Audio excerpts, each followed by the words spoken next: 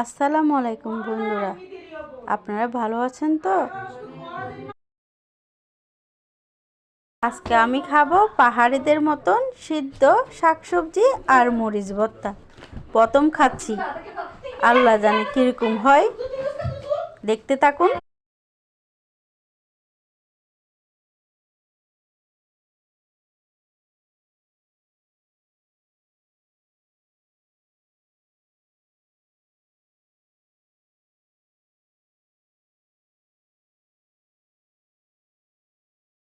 আসলেই মজা।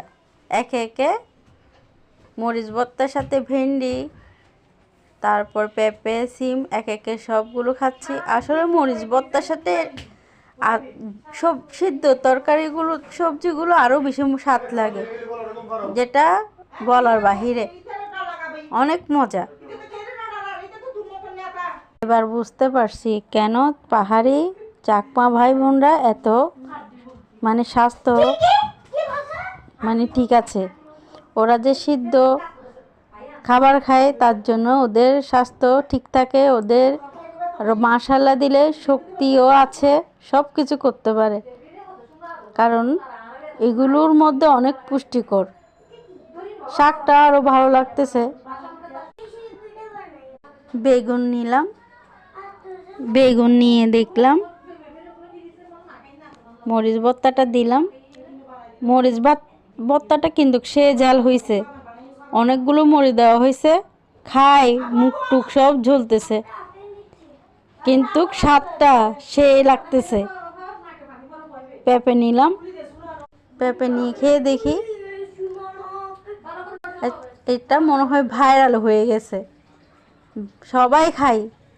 ফেসবুক বলেন, টিকটক বলেন, তারপরে ইউটিউব বলেন, যেখানে ভিডিওর দিকে স্ক্রল করলে দেখি পাহাড়ি ভাই বোনদের মতন সিদ্ধ এটা তরকারি খায়।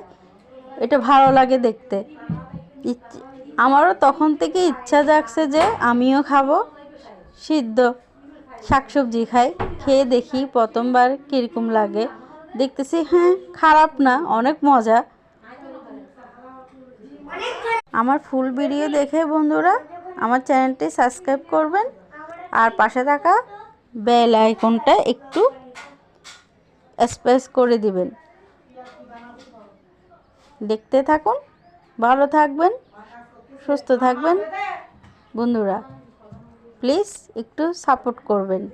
খোদা হাফেজ। মরিচ ভর্তার ভাত আজকে না কি হয়।